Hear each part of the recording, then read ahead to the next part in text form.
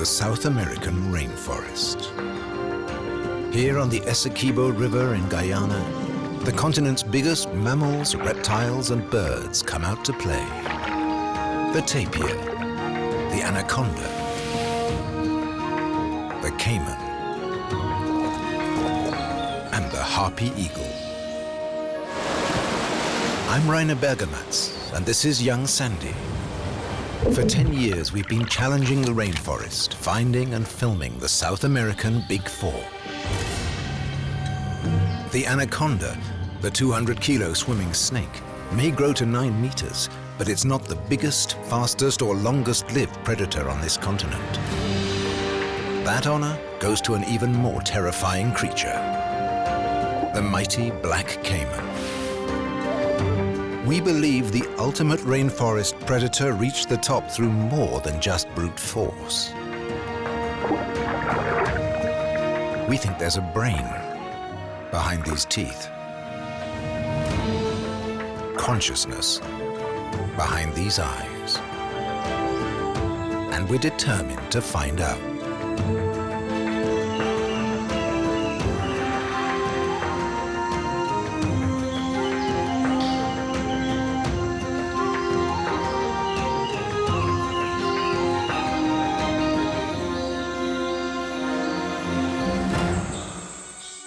Virgin rainforest, impenetrable and unexplored. The river is the only highway here. And to find an undisturbed caiman population, you have to go far upstream, where no humans live.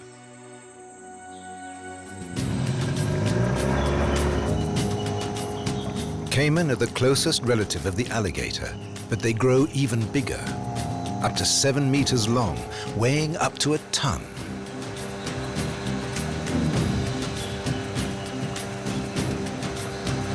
This part of the river is inhabited. Young's home village is nearby.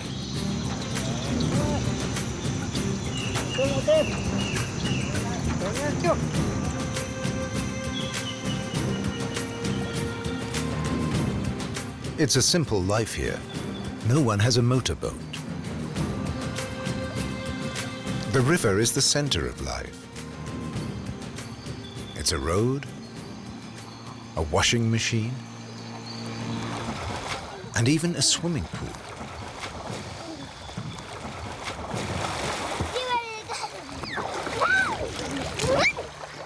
There are caiman here, but they're nothing to worry about, even for the children. The ones you see here are no more than 3 meters long, nose to tail. Humans and caiman can both live here, but it's an uneasy coexistence, especially after nightfall.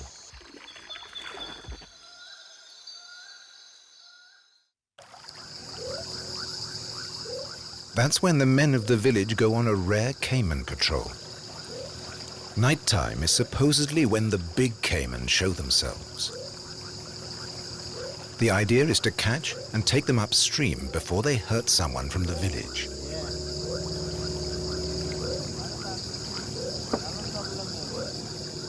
But the caiman have learned that light means people and danger.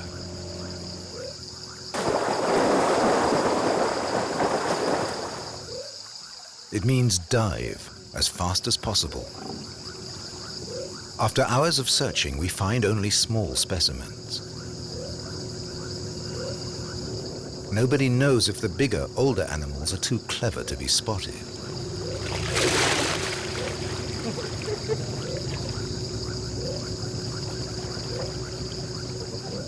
In many places, they have all been killed.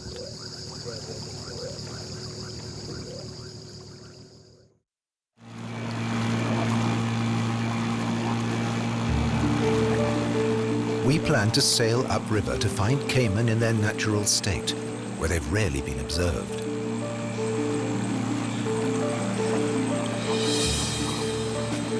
Soon, we leave all trace of human habitation behind. Traveling upstream, we come to the place where the Rupununi River merges with the Essequibo.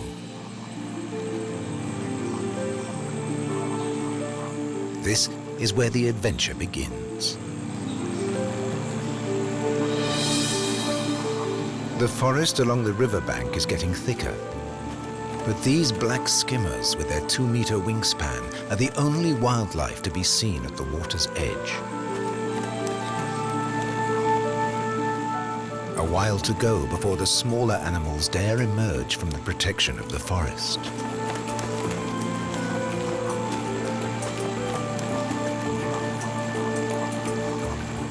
And several days before we expect to see an undisturbed group of black caiman with giant 7-meter adults.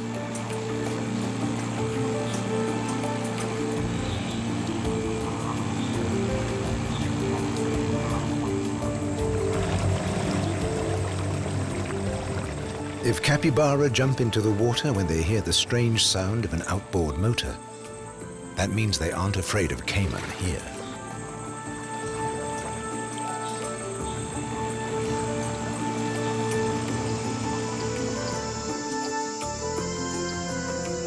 The first night, the first campfire. Tomorrow will be a long day.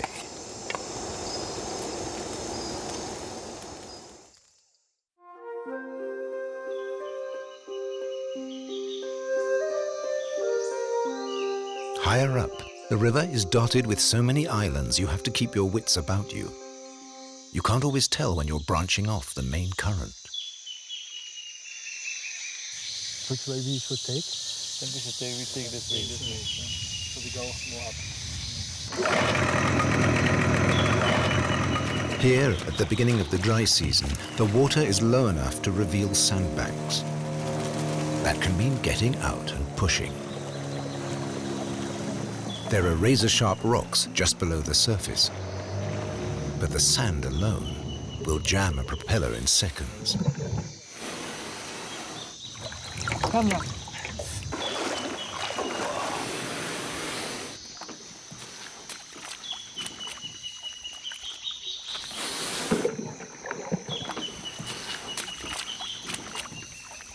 And the depth can be deceptive.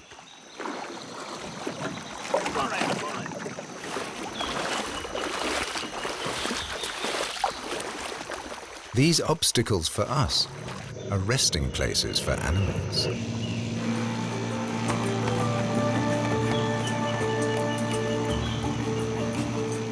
Like a spectacled caiman.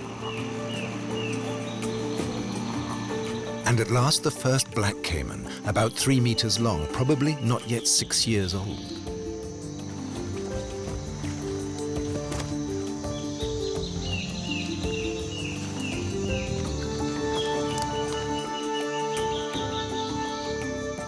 We're just 2 days upriver, too soon for the 7-meter giants. But Young spotted his favorite animal. Forked tongue and scales. He's found an anaconda.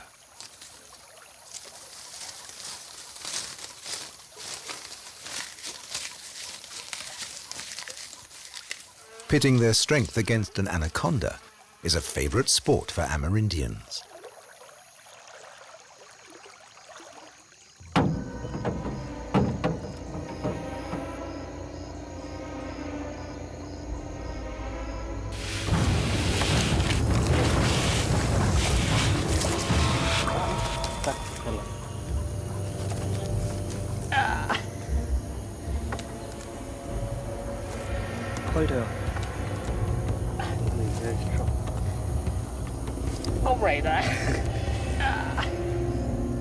Young knows the result in advance.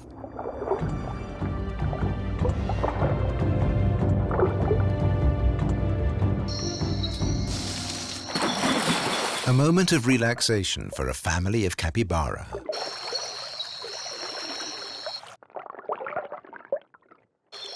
These are the world's largest rodents, related to guinea pigs.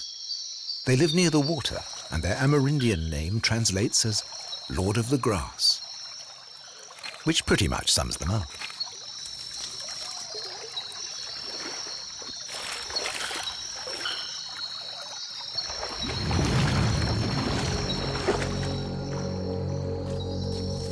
Anacondas love to hunt them, when they're not being tugged at by a human.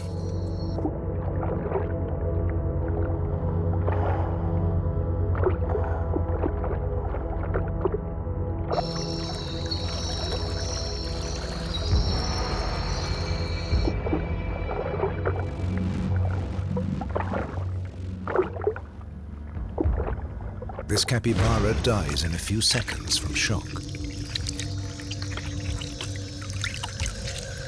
The anaconda takes half an hour to swallow it whole.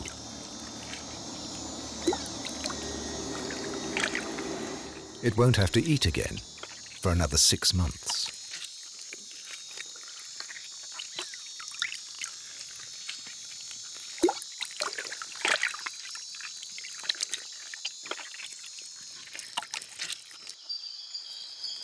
Female anacondas are the biggest snakes in the world. The males are just half their size, no more than 4 meters long. This leaf easily supports their weight.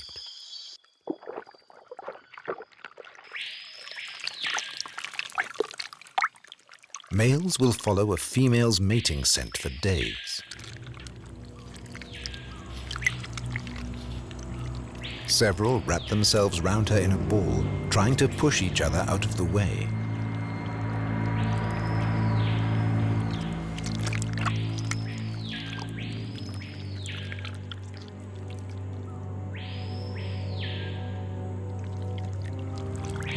A number will mate with her before the knot loosens, and the males go on their way.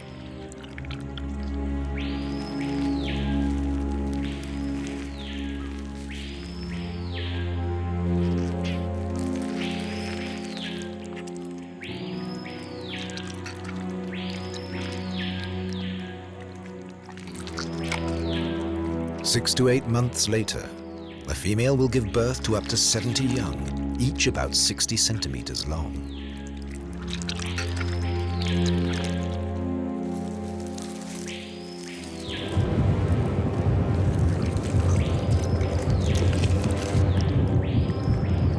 That's how this great body evolved.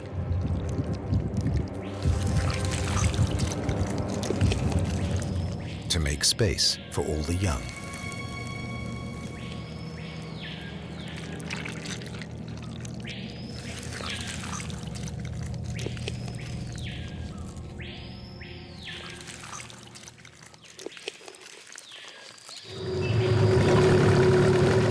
This is a sidearm of the Essequibo, which has changed its course. One day this will dry up completely. Right now, no current means plenty of fish and plenty of giant otters.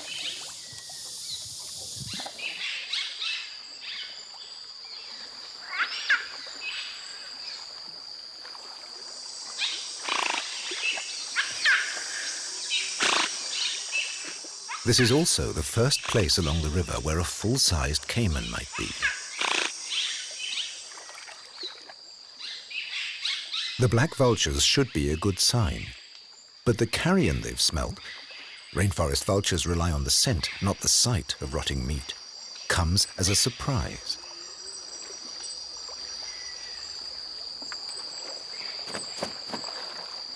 This dead black caiman is probably the victim of another caiman.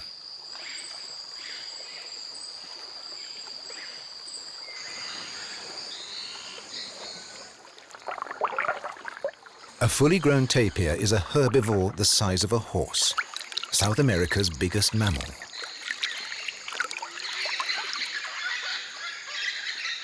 His sheer bulk protects him against most predators, even caiman. But he's almost blind, so every unexplained sound frightens him.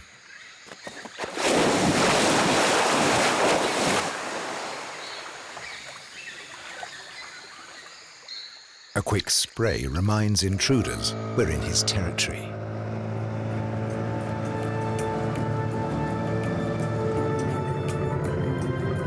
A caiman needs to sunbathe. It uses the sun to warm up its blood in the morning. It needs to stay between about 30 and 33 degrees, so it alternates between warm and cool places.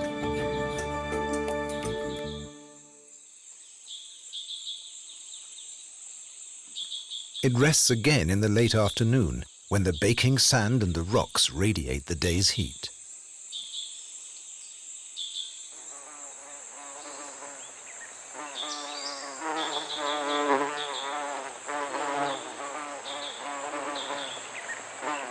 When it gets too warm, it cools off in the water.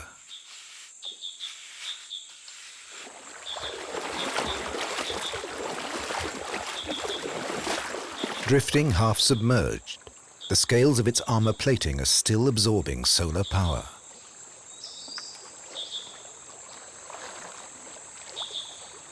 It's this direct power supply that lets them eat much less often than birds or mammals, and means they conserve energy.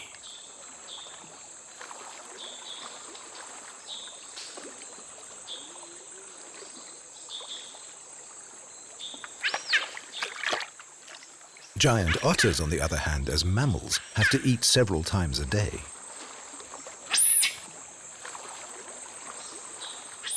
That makes them the biggest competitors for the caiman when it comes to fish. While the adult hunts, the pup waits on the sidelines.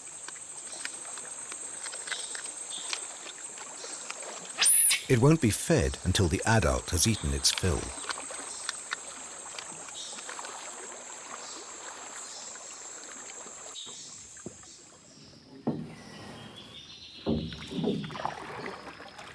When fish are plentiful, otters only eat the juiciest parts and leave the rest. That can be quite a lot. But not everyone will be so choosy. Yeah, this is the remaining of the giant otters. So. Should we take it? Yeah, I think so. A caiman won't reject it, so we can use it as bait to get closer to the caiman, or to bring the caiman closer to us.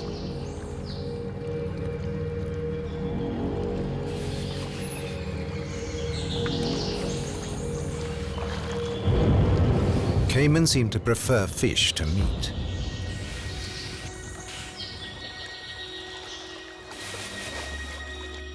They're even said to control the numbers of piranha in their territories.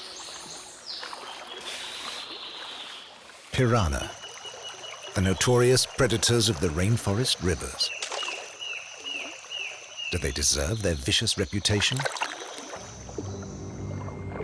There are 9 species of piranha in Guyana. The so-called red-bellied piranha is the most common.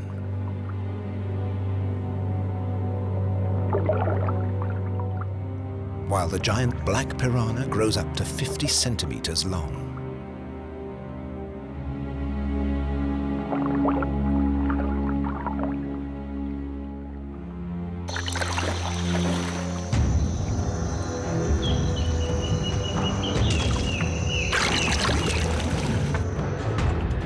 They're much more interested in their prey than in a cameraman.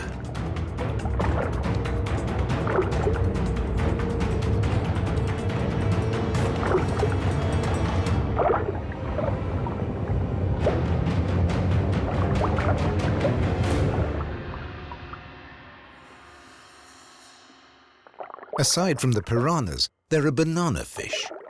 It's really a catfish.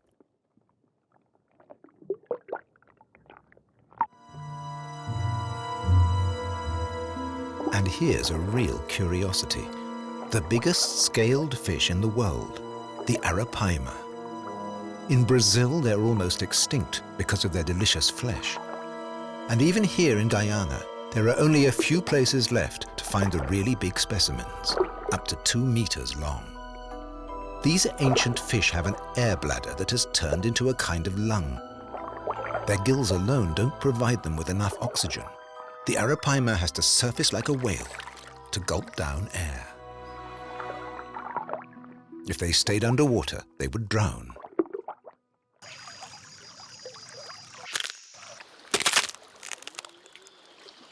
The caiman will eat all of them, even the rotten fish we've supplied. Even served in a bucket. Unlike lizards and snakes, caiman have a 2-compartment brain comparable to a mammal's. They can learn and can store what they've learned. And when they see vultures, they know that the coast is clear.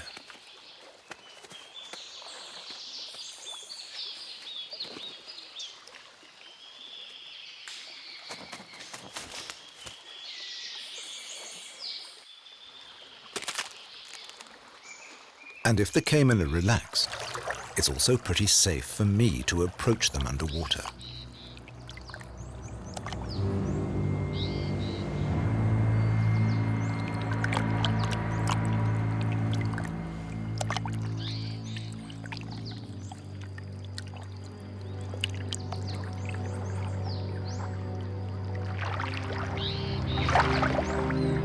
But my unfamiliar presence unsettles the caiman.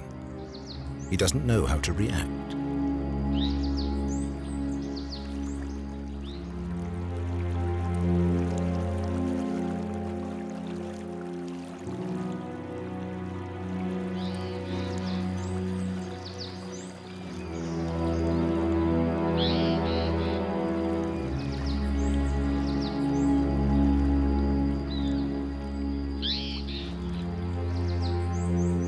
He waits for me to withdraw and then slides into the water. We keep a respectful distance from each other.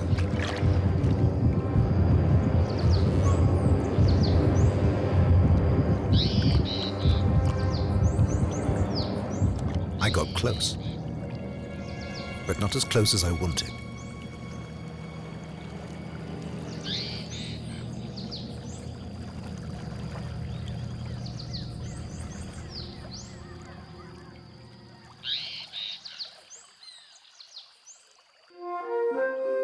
A curve of the river Essequibo has become completely cut off and has transformed itself into a lake, a fairy tale paradise, and a nursery for wildlife.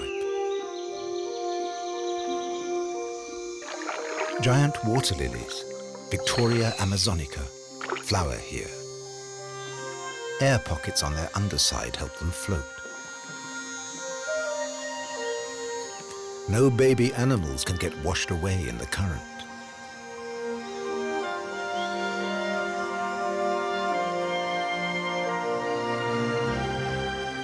It seems to be a picture of peace,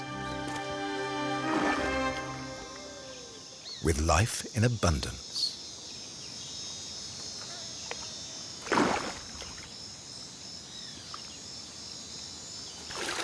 It's also a nursery for baby caiman, a place to spend their first few years in relative safety, and a perfect place for us to observe the behavior of the young and their parents.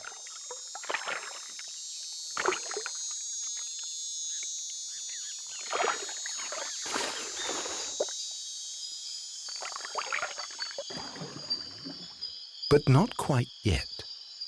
For the moment, a family of giant otters are fishing, and caiman and otters never share the same water at the same time.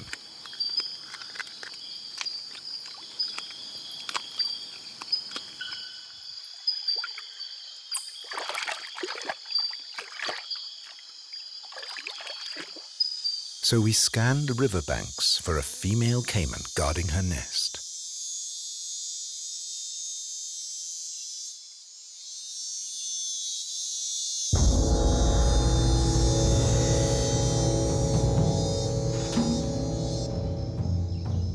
She will stay here now for days on end.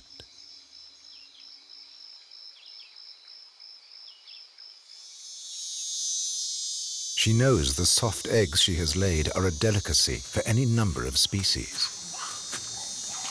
Like this troop of peccaries. These aggressive wild pigs wander through the Guyanese rainforest in their hundreds. Any one of them could eat her eggs if she deserts the nest.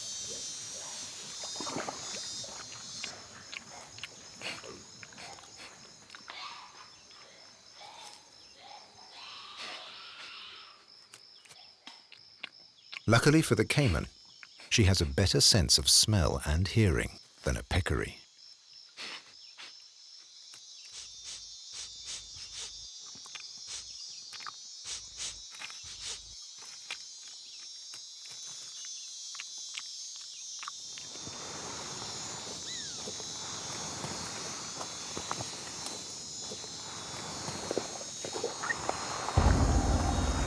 If it gets too close,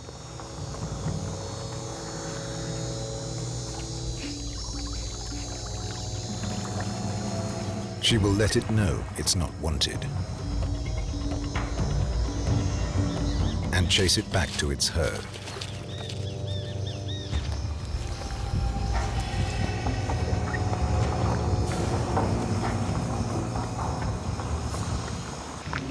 But she'll never go too far from her nest and her 50 to 60 eggs.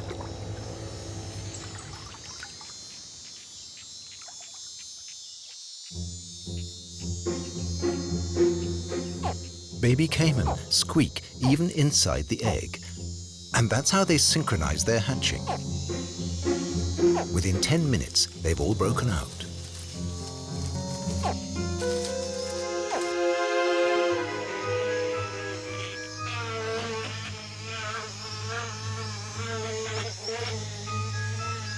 Some start moving away at once. Their cries bring their mother back to the nest to watch over them as they crawl out of their shells.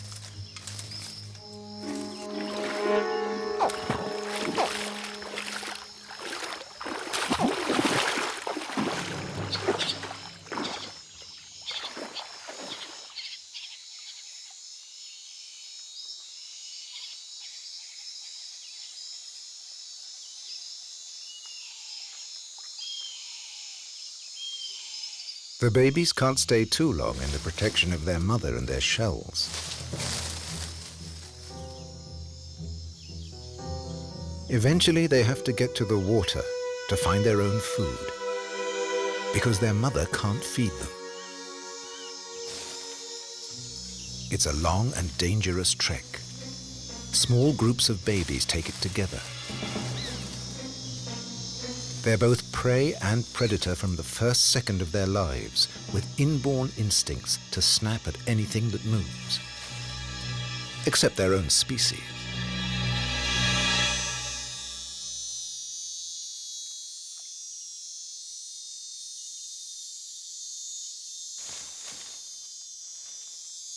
From now on, their prey will include small fish, insects, and amphibians.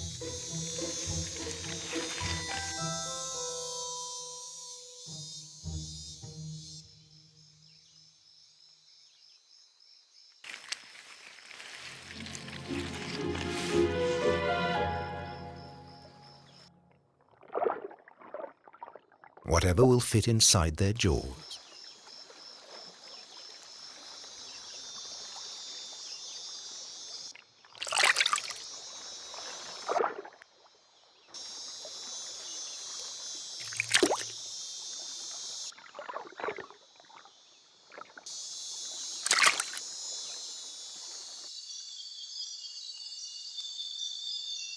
This capybara is approaching a spot that a baby caiman already regards as its territory. Sometimes the small creature's eyes are bigger than its stomach.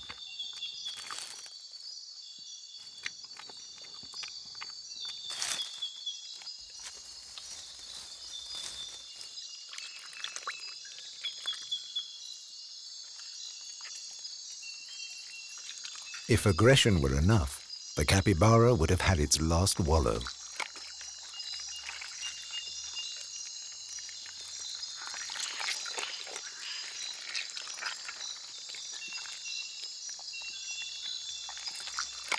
Baby caiman look almost exactly like scaled-down adults.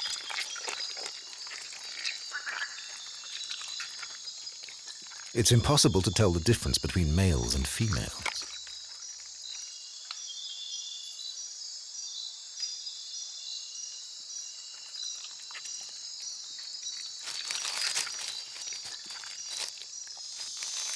While they're this size, 30 centimeters long, they're a tasty morsel. Only 1 in 10 will survive its first year. The rest will be prey. For fish, birds, otters, or anacondas.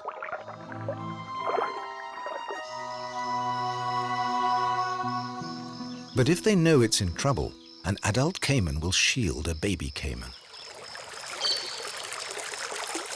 The babies have a distress call they use until they're 4 years old.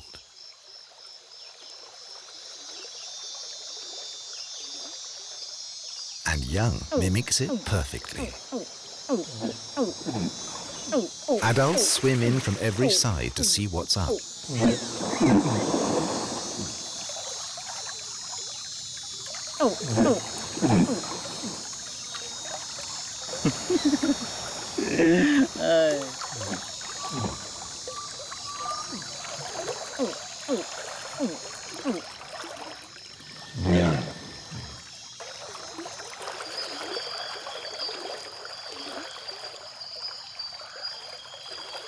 Caiman have very good hearing.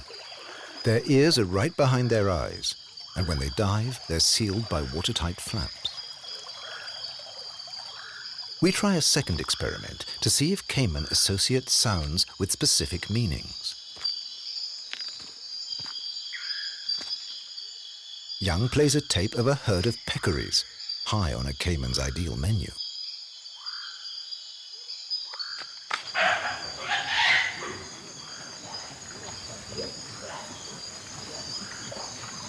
Sure enough, the peccaries' calls attract a number of caiman. They swim right up to us, and then they stop.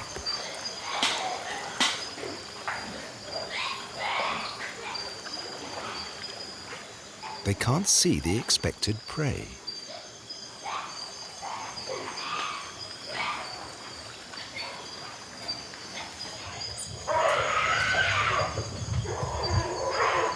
They wait.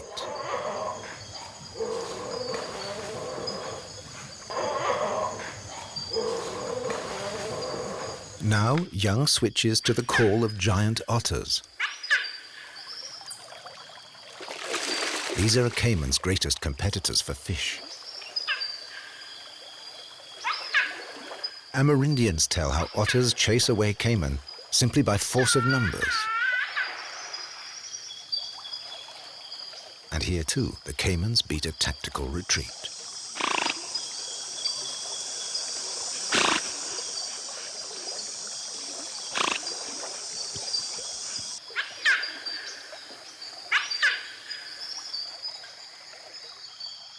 A long dry spell has seen the water level sink in the lake. South American storks, jabiru, gather in the drying pools. The fully grown birds have a bright red neckband. They're looking for food, insects and amphibians, in the drying mud.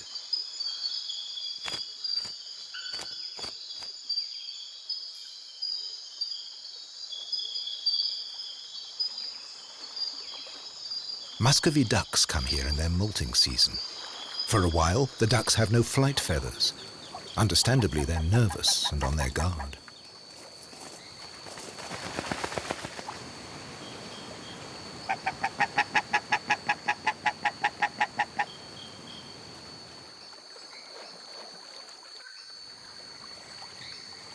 The caiman seem to know the ducks are vulnerable.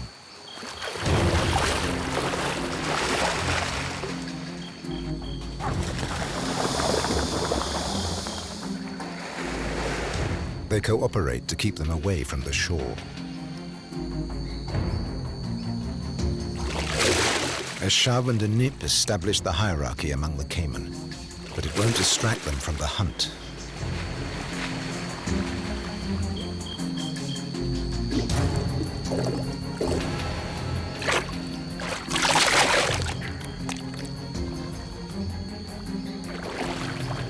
The duck's only defense is to dive out of the way at the last moment. Sometimes too late.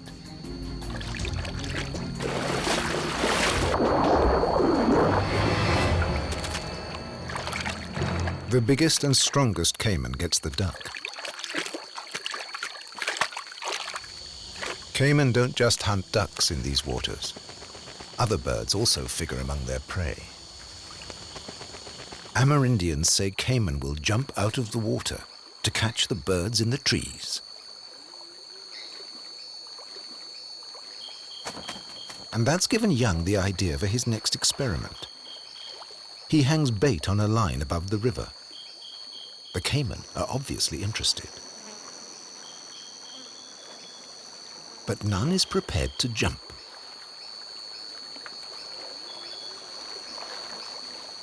Maybe it was just a legend.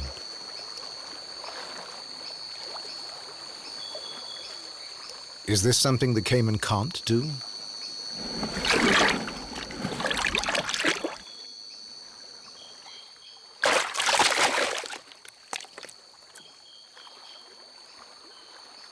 Then a dominant caiman brushes the others away.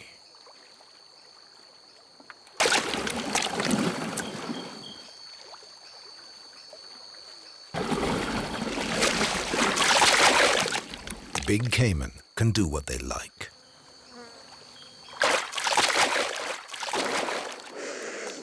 Time for an action replay.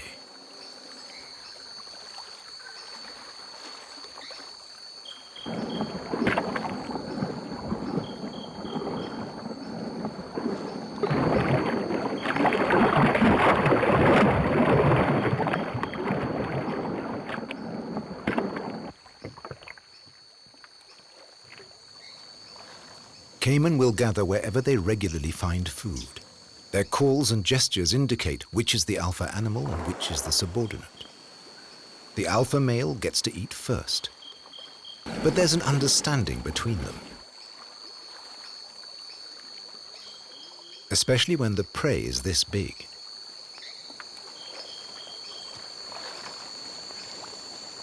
A caiman's jaws are built to snap shut, not to bite or chew.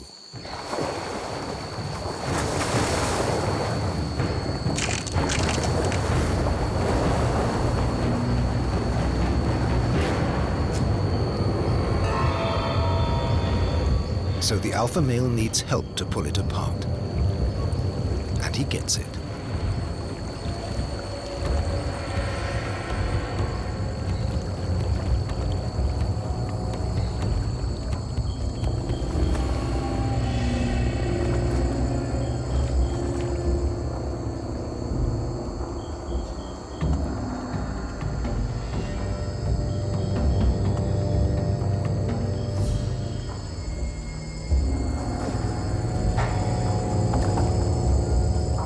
The trick will be to twist in opposite directions.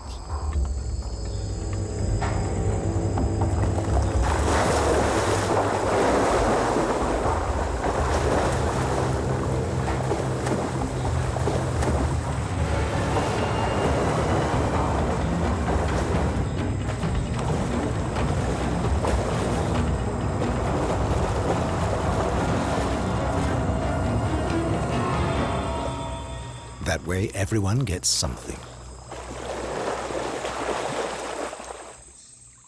A caiman's eyes are remarkable. They see in color. The advantage is clear if you imagine a caiman's world in black and white. You'd miss a lot.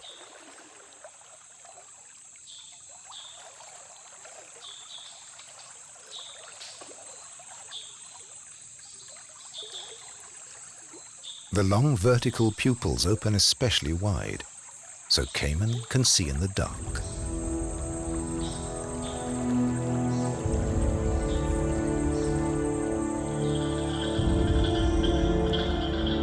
And tonight, we're going to find out what caiman can do in the hours of darkness.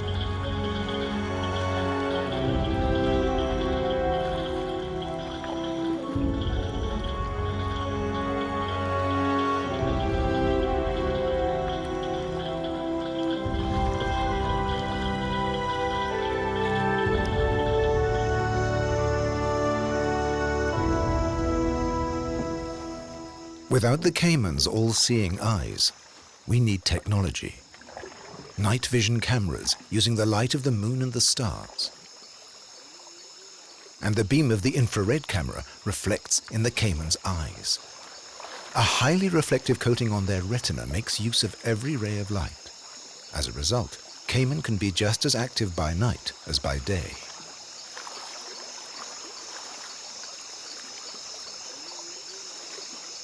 They're also much braver.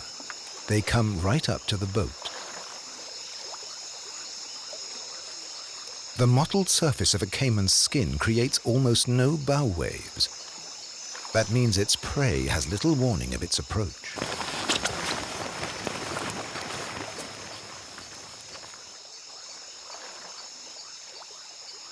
We try switching on our torches.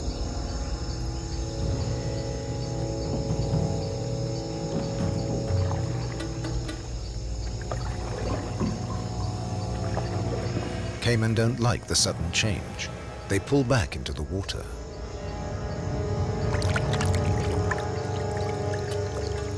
We don't know if it's a purely physical reaction to the light in the darkness, or whether they interpret artificial light as a threat.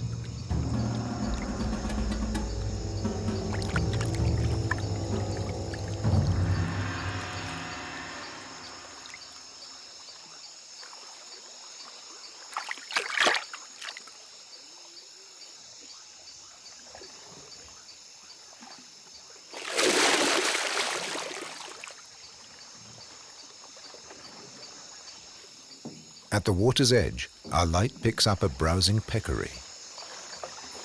Switching off the torch and filming with the infrared camera captures a more authentic scene.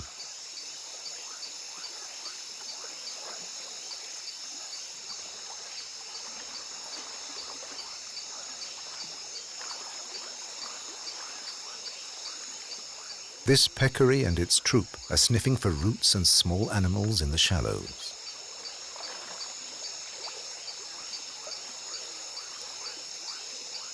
The caiman gaze steadily on.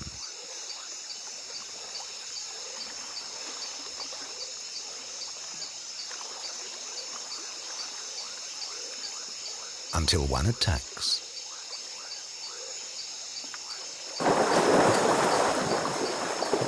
There are more caiman in the water at night than during the day. One casually swims out in front of the boat.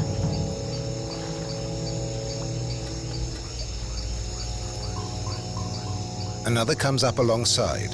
The boat's about 7 meters long. The caiman is almost exactly the same length. We never saw him during the day.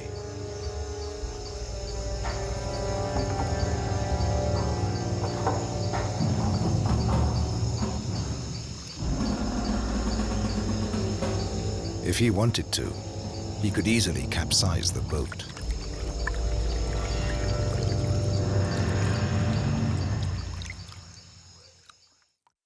The next morning, I want one last chance at filming caiman close up underwater. They're clever, shy, and careful, so the solution must be camouflage. I just hope they don't recognize me as a human being.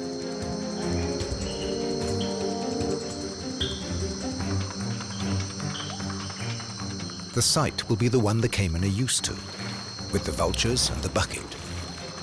All I need is a snorkel and plenty of time.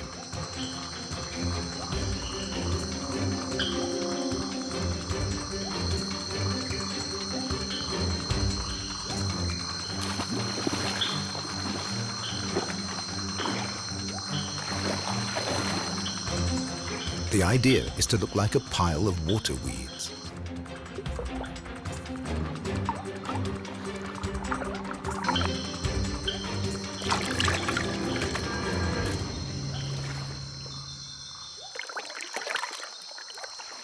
And keep completely still.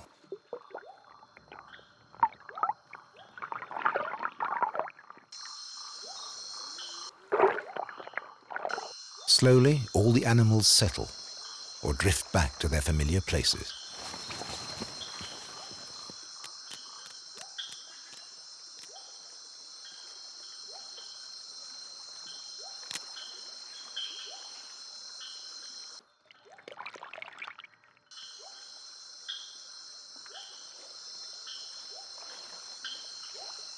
When the first vulture goes for the bait, the caiman will know it's safe to move in.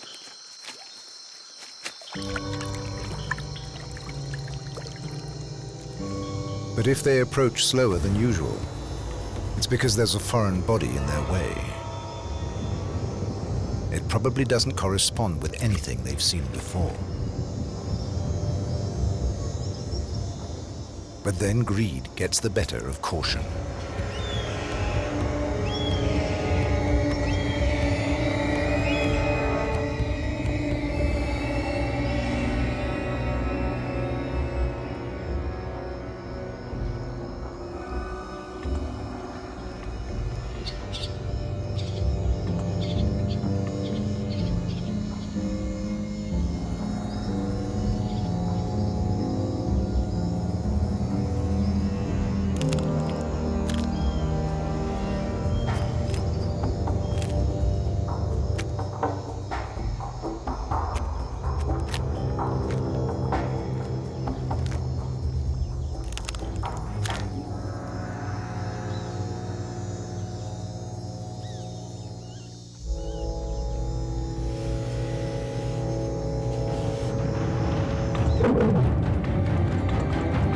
After one has taken the lead, they all follow and come closer and closer. No caiman would voluntarily expose its soft, vulnerable throat to a big mammal. I seem to have merged right into the background. That could be dangerous if the caiman decides to brush the weed aside. This is one big beast.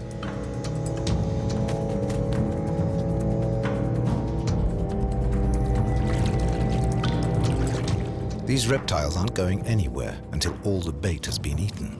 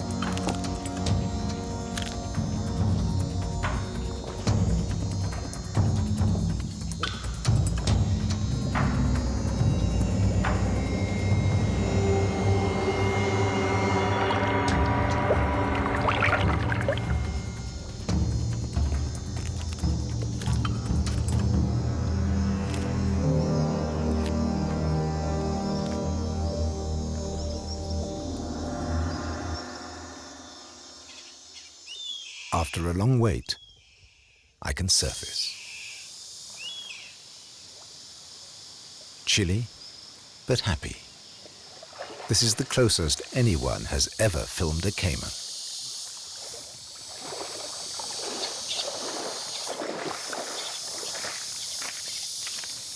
Yeah, Rainer, I have to put here. That was a big one, eh? Yeah, it's actually 2.5 times the size, I guess. So it's estimated 5 meter plus, so. Oh, so yeah. It's a big one. It was really scary. Okay. I know. I haven't seen the whole body. I have seen only the feet very close to me, huge feet. Okay, you can see to the mountain, it's very huge, you know? Yeah, it was huge, and the feet and so on. Yeah. I'm still shivering, maybe from the water, or I don't know why, it was cold. Okay. But we got it finally. Great shot, yeah. Yeah. This was a real adventure.